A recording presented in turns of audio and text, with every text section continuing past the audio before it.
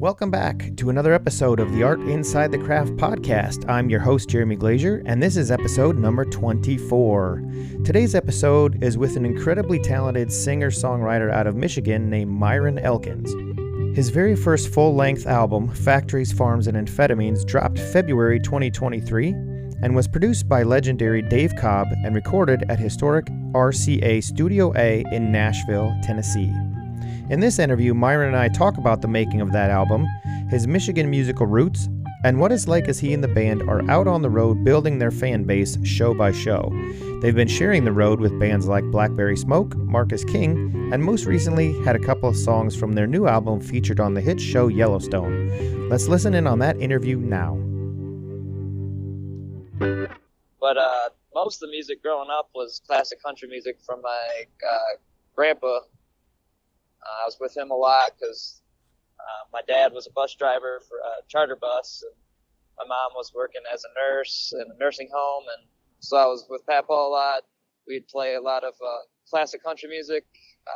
I think what I really liked about the country music was the stories, and my grandpa was, I don't know, it's kind of a weird thing. He used to sing this song called Bringin' Mary Home. It's kind of an old bluegrass tune, and just a great story of kind of a spooky story, actually, of a little girl that got killed on a road, and a local driver picks her up and brings her home, and when he gets there, she disappears. And it was just a cool story, and I think the stories in the country music, that really was my big thing. I was never like a shredder on guitar, I never really got into shredding or anything like that. It was just always the story in the song. Oh, that's cool. Yeah, which kind of is weird because nowadays I can respect the guitar playing and a good riff, but even now I would never consider myself a guitar player. It's just always what you're trying to say in a song. I think it all stems from my grandpa's love for country music and me listening to it and just kind of getting obsessed with being a storyteller. Did you have other people in the family or around that played music, and did you start off with guitar or something else? My dad never picked it up.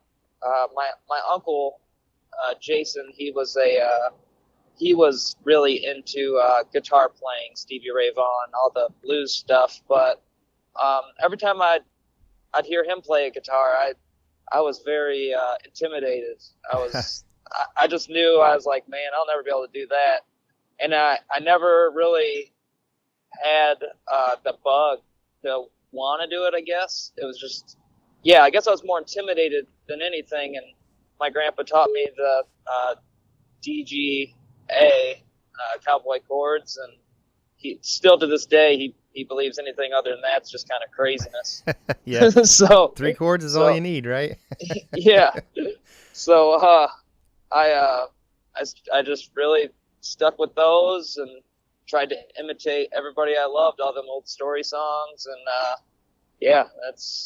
I was just always acoustic guitar. That was my thing. I kind of grew up the same way, playing acoustic guitar, and when you look around and you see players who can really play, and then you're at home with like an old Yamaha, you're like, man, I'm never gonna learn how to do that.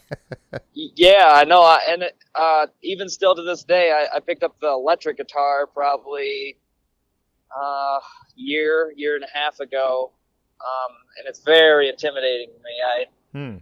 It's like it gets me nervous. It gets me kind of, especially when you're out with somebody like Marcus King, sure, or Blackberry Smoke. They're, just insane. I don't know if I'll ever be there, but yeah, the electric guitar is intimidating to me. Yeah, you'll get there. I can tell you from being, I photographed your guys' set over in Dubuque, and you guys did awesome on stage. It was incredible. So no need to be nervous. You don't see that from our perspective, I'll say. Yeah, thank you. I always put on a mad face every time I look at pictures of me. I look mad, but I think I'm just I'm concentrating, and I'm a kind of a nervous wreck as a human. I'm just very, very nervous person. Well, you put on a great show, so don't worry. You're doing okay. Great. And so then after you start playing, did you just kind of start writing songs on your own, or did you get together with the band you have now, or did you have some other bands kind of along the way? So kind of a funny thing. Like I said, I would go around trying to imitate everybody I ever heard. First it was Johnny Cash. Walk the Line came out when I was 5 years old, the movie. Yeah. And I got obsessed with Johnny Cash because he's kind of the storyteller, you know. I don't believe he wrote some stuff, but he was really just a great stage presence. He was the man for me. He was when I grew up, I always said, you know, I was like, I just want to be Johnny Cash, kind of, because he was the storyteller. And then from there, really covered all the classic country stuff, and I would play it for family, and I'd start messing up words, and I'd be like, oh man, everybody knows the words. So by 14, I was like, I better start writing some songs. So if I mess up, they don't know. Right. And so yeah, from like 14 to 17, 18, I was just writing songs kind of by myself, never played in any bands. So my timing and stuff was, you know, it was all just kind of very not band oriented. Mm-hmm. And kind of found myself in a predicament when I was entered into a competition. Everybody's like, oh man, you're a good singer, you should try it. And they let me in there, and I needed a band, and I knew of some family, sort of, you know. Ricky, our drummer now, and he's my cousin, but we weren't super close. He came over to play drums, and he's music smart, and I'm not. And then my other cousin, McKinnon, he jumped on the bass, and Avery Whitaker was on guitar, and I showed him my songs, and Ricky kind of just produced everything. He was like trying to make everything musically right, you know what I mean? Because I was so ruined by just always playing by myself. Sure. It's different when you're in a band. Oh yeah. I was way, that took some getting used to, because I was always on my time. I wasn't worried, you know what I mean? Yeah. It was you can tell when somebody, I think, never played with the band before, and I was took some getting used to. But we only had 3 days, so I showed them the songs I had at the time, and we went up there, and the first time I heard like a band behind me, or just being able to play with a band, it was like, oh, whoa, this is a different animal. This ain't. Yeah. It kind of, it was more. It was just now playing just alone to an audience seems kind of anticlimactic, I guess. Sure.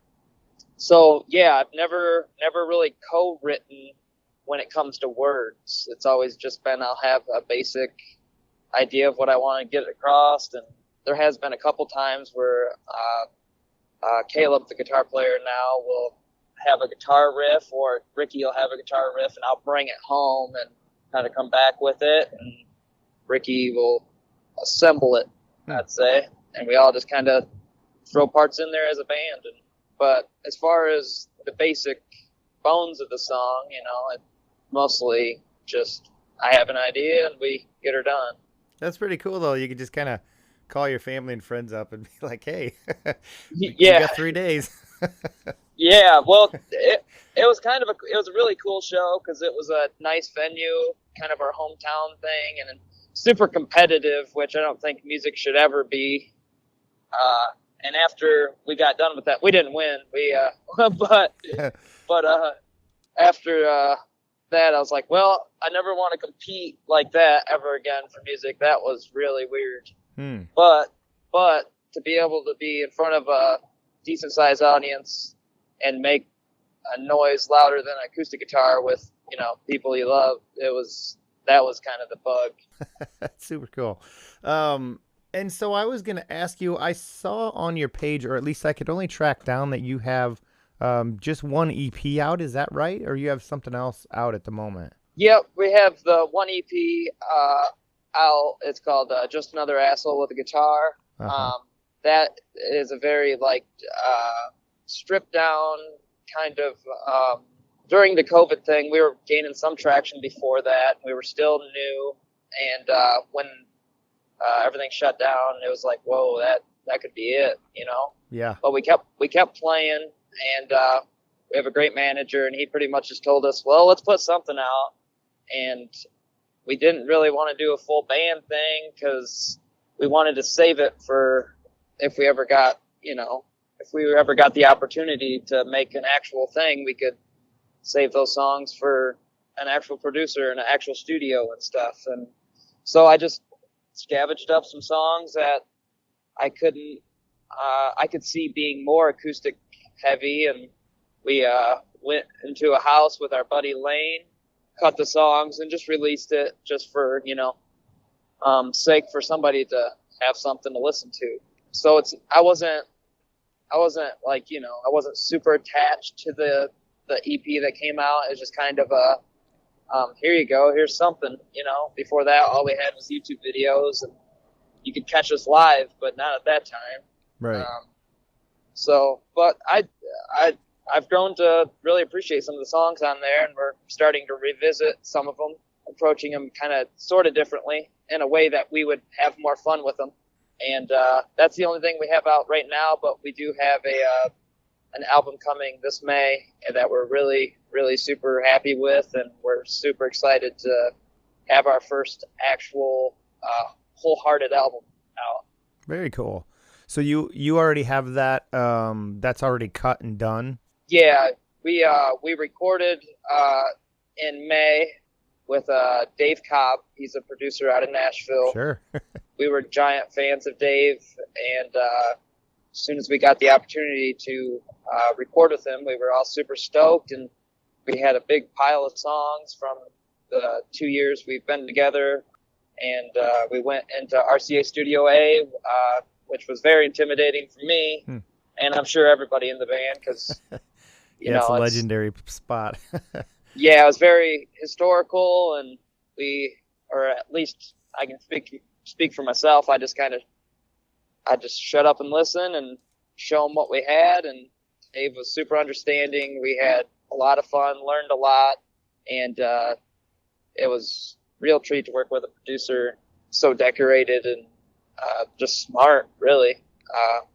We all really have the same kind of style of music, I would say. We all appreciate the same stuff, and we came out with an album that we're all super happy with, and we're having fun playing it right now, even though it's not out. We're just trying to kind of get all the sounds right, and lately we've been on kind of a cool little stride. We've been out with Blackberry and Marcus King, and we're kind of getting road hot, they say, or whatnot. Yeah.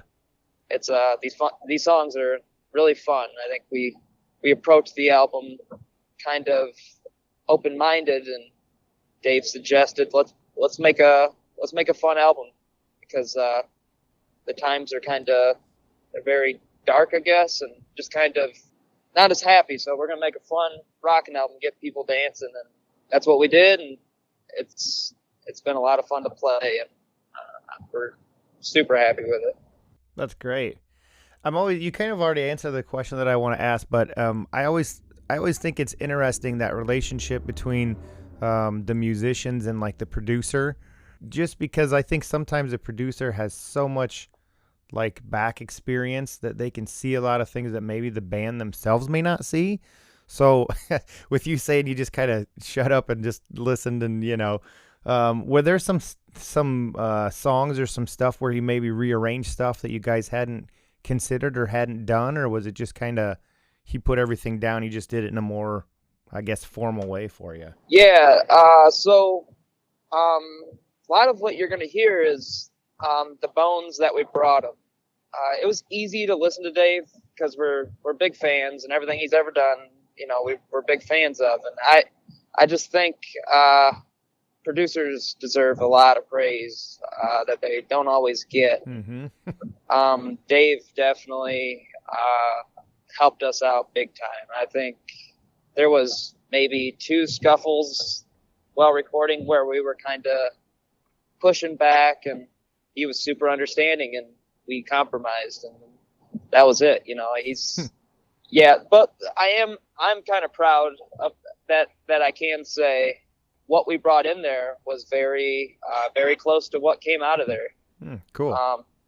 But that doesn't mean that if Dave, wanted to go a different way, we wouldn't have listened. It was just the way this worked out. We had a lot of material because we've worked our ass off for the last 2 years writing these songs, and we had a lot of songs to go through, and what came out of there was pretty true to what we brought in. So that's great. Hopefully we made Dave's life easy.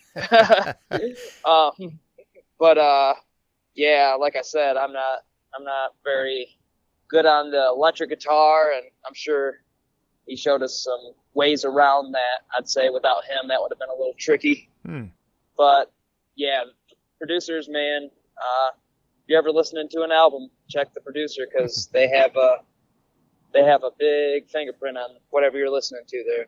Yeah, and sometimes, I did an interview that I just released on the podcast with John Cooneybirdie, and that really taught me a lot about that relationship. And, sometimes with the producers, their ability to just, like in your case, you're saying you brought in the bones, and that's pretty much what's on the album. That's a real good testament to you and the producer, because he didn't try to change, it sounds like he didn't try to change much of what you guys brought. So he's, letting you guys be you, which is really important. Yeah. Oh, yeah. I think we're just coming out of an identity crisis.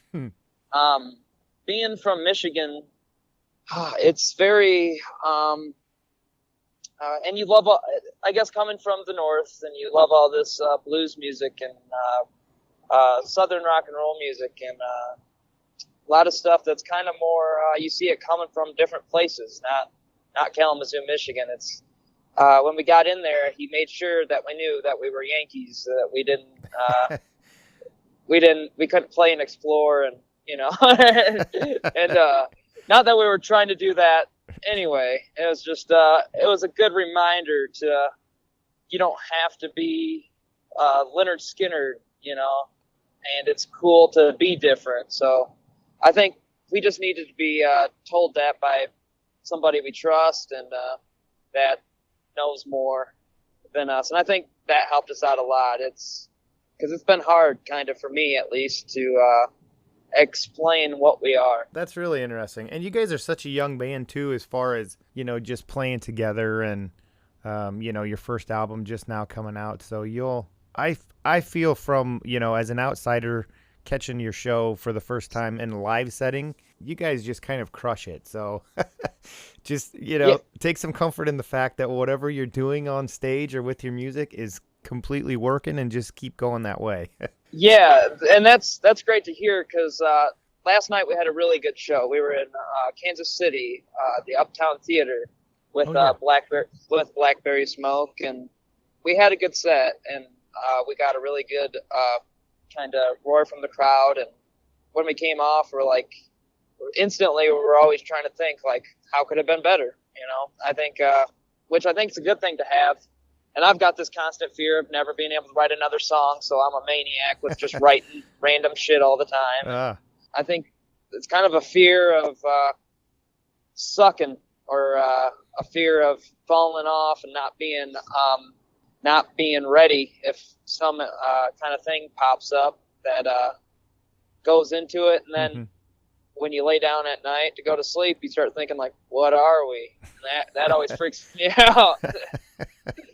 So, yeah, it's definitely not the thing that's on the top of my mind. The thing on the top of my mind is being ready in any kind of setting, acoustic setting, live setting, to be ready to showcase a song. And then I guess that thing in the back of my mind always is what are you really? You know what I mean? Yeah. So. Yeah, but you guys are seem to be matched up with some really great bands that fit well with your style of music. So I'm glad those shows are going well for you guys. That's great. Yeah, we've been about as lucky as any band can get. Like I said, we have a great manager. We kind of it's more of a friendship, I'd say, and he steered us in the right direction. And we've been with William Morris, who's a great booking agency out of everywhere, I guess, LA, New York, Nashville, and they're great people. And I always look at Ricky, the drummer, and like, I always tell them, like, something bad's got to happen, man. We're getting way too lucky out here. So it's either it's all your hard work, man. Yeah, either luck's got to end or we need a reality check. I'm not asking for it, but you know, it always seems kind of surreal to play with talent like Blackberry and Marcus King being younger, you know, and it just, I'm thankful. It's just, it seems kind of fishy. I've never been a lucky guy, and we'll see what happens. Oh man. You know, another thing I was kind of curious about, I'm always interested in how bands actually get to where they're at. So are you guys on technically, are you on a label, or is everything you do pretty much independent? Like, yeah, in December we signed to Elektra Records. They're an old school label off of Warner, and that's kind of another lucky streak we got on there. Great people there. We're good friends with Will. He's the AR guy, and Dave Cobb has a label off of Elektra, I believe, called Low Country Sound, and I think technically we're on that. And we've been living off the advance that they gave to us, and we've been living high on the hog out here. We're not struggling enough. I think that might be either a good thing or a bad thing. It does give us more time and get some pressure off our backs to not be so at each other's throats all the time, probably. But so yeah, we're with Elektra, right? Like Elektra Records. Cool. And so now you've got, I think I saw you guys got like a week break in between shows right now. Is that right? Yeah, we're heading to Bloomington, Illinois. We're going to be playing a little show there that we get to headline, and then Detroit Pig and Whiskey Festival, and then we get a week where we added a bass player since the last time you saw us, and he's a very talented guy, and we've been having fun writing new material, kind of revisiting some old material, and just, you know, trying to get more, cover more ground with him, and so he's been staying up there in Michigan with us, which I'm sure for him isn't, you know, he's a Illinois guy, but he's out of Nashville. I'm sure where we're from, the small town in Michigan, he's probably like, ain't shit to eat there. We have one little restaurant we bring him to every day, and he's probably sick of all the food. But yeah, we've been woodshedding it in the old practice barn with him and just writing new stuff. He's a real smart guy musically too, so yeah, we're doing good. We're covering ground, and we do have that week off, but I think it's a good thing. We get to go ahead and get a little better and head over to Arizona and play some shows, and hopefully we can find something out that way that we can just kind of make it happen. We're trying to make a living on this thing. That's fantastic. Well, where do you want me to send people to kind of follow along with everything that you're doing and stay up to date? We got a Facebook, Myron Elkins and the Dying Breed on Facebook, Instagram, and then we do have a website, but it's a little outdated, and I think we're all in hurry up and wait mode for this coming spring, so we can really attack this thing and hopefully land a real tour and go out there and promote this album even more, and eventually find our way back into the studio with Dave to cut a new one, you know. Will the new album that's coming out, are you guys getting that pressed on vinyl as well as like CDs and digital downloads, or? Yeah, we'll have a video coming out that we're working on now. We'll have a whole new merch line. I'm going to make sure vinyl's in there because I'm a big fan of vinyl. So we'll have a whole new merch line coming out, and, you know, a lot of people love to stay independent. I'm all for it, but when you're given an opportunity to work with a label, I'm going to use it to my fullest, and we're going to have some nice shit out there. I think they're going to push the thing for us, and it's going to be real professional, hopefully, and from what I've heard and who I've talked to, they're all excited at the label too, and it's going to be a real release, and hopefully it translates to the audiences. Yeah, well, like I said before, man, when you guys are on stage and playing, it's just an incredible show. Your music is really cool. I love your music, so And like I said, I think you guys are fitting in really well with the bands, like Marcus King and Blackberry Smoke and stuff. So yeah, I think you're going to get a ton of fans, a lot more people looking and listening to your guys' music. So yeah, keep going. Yeah, we plan to. Being from where we're at, I was a welder for 3 years, and everybody kind of out of high school, you go to work, and to be out here traveling the country, man, it's I'm a big fan of history. I'm a big fan of the United States as a whole, and just to be able to see these places is pretty special. I really enjoy the travel, and I like. We haven't been too far west, but Arizona would be probably like we're on Mars. I don't think I've ever seen a desert. I'm not sure if there's one there. We went to Florida like twice, and when I was a kid, and that was about it. So to be able to see, Virginia and the Carolinas and Kansas and all these places, it's been fun. It's been fun, and we're gonna keep doing it till it's not physically or mentally possible anymore. Mm-hmm. That's great. Yeah, I just happened to see. I photographed Tyler Bryant and Graham Whitford when they were here at Woolies, and I just happened to see that they swung by the old Kalamazoo Gibson plant and took some pictures of the door, and I was like, man, that's still there. I got to get up there. I got to go take some pictures of that spot.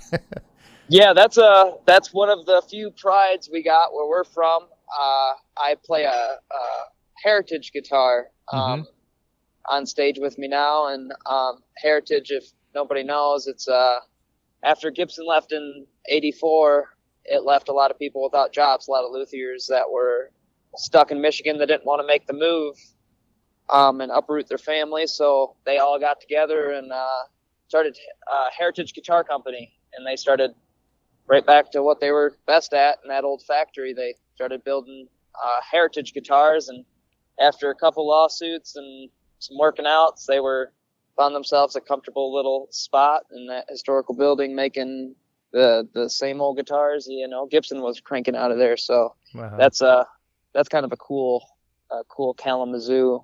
It kind of hurts me. Kalamazoo doesn't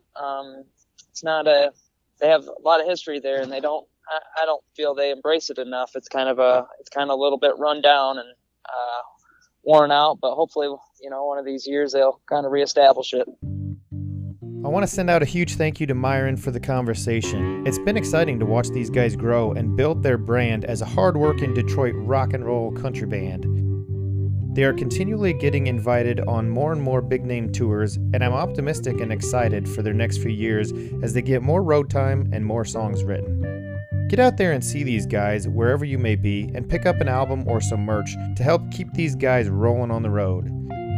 This episode is also the first where I get to welcome Ink19.com as a sponsor of the show. I've been writing and photographing for them for quite a while, and it's a great place to check out new music, movie, and book reviews. Also, follow along with Black Cat Bone Productions on Instagram for updated episodes and photography. And as always, I will catch you all down the road.